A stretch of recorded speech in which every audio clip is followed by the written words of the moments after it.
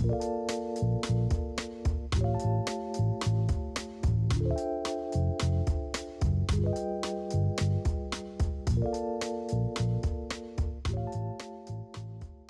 back to the Collidescope series, where we discuss rare cases in renal pathology that have two diseases that collide or meet in one patient's renal biopsy. I'm Dr. Charles, and I'm joined today by our fellow in training, Dr. Frank Boyd. Frank, how are you doing today? I'm doing well.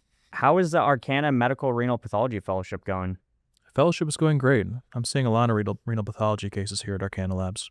You've been here for almost 6 months now. How many cases are you seeing every day as a fellow?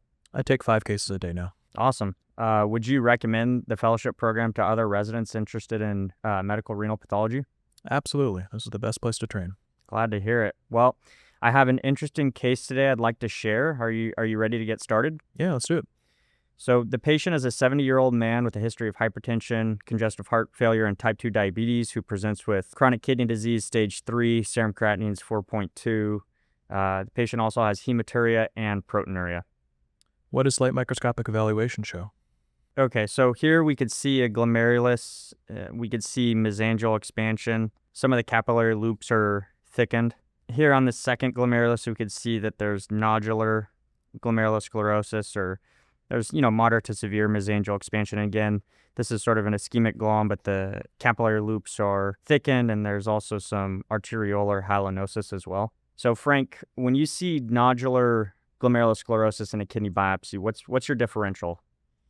Well, common things being common, diabetes would be at the top of the list, but there's some other things to think about. You could think about a monoclonal immunoglobulin deposition disease that can certainly form nodules. Fibrillary glomerulopathy. You could think about a membranoproliferative glomerulonephritis. Additionally, in patients that don't meet criteria for diabetes, but might have a history of smoking, obesity, hypertension, you can have idiopathic nodular glomerulosclerosis. And of course, amyloid as well. Great job, Frank. So moving on to immunofluorescence. Here we could see a glomerulus. This is an IgG stain, and we could see that there is some staining here within the mesangium and also kind of segmental capillary loop staining, maybe 2+, 1 to 2+ staining. And this is for the IgG stain. There's equal amounts of staining with C3, kappa, and lambda, and a similar distribution of mostly mesangial, but also segmental capillary loop staining. I notice these deposits appear smudgy rather than linear or granular. Did EM show any deposits or just diabetic changes?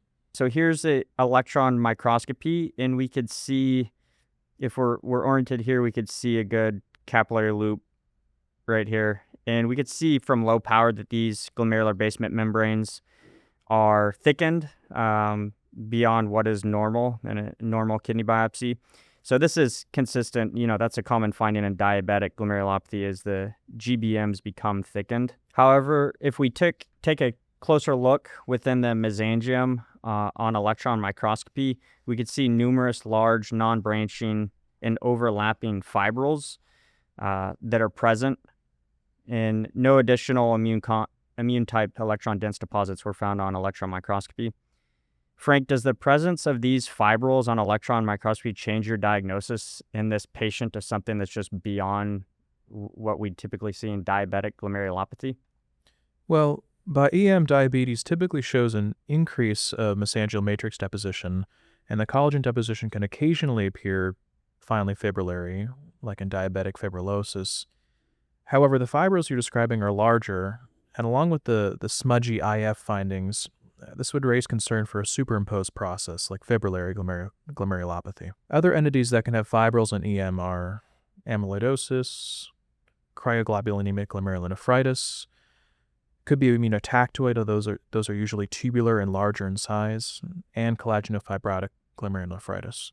Was a DNA JB9 and Congo red performed in this case? Yeah, so here we could see the DNA JB9, and we could see that there is good glomerular staining within the mesangium and also segmental capillary loops, which matches the IgG staining that we saw in immunofluorescence.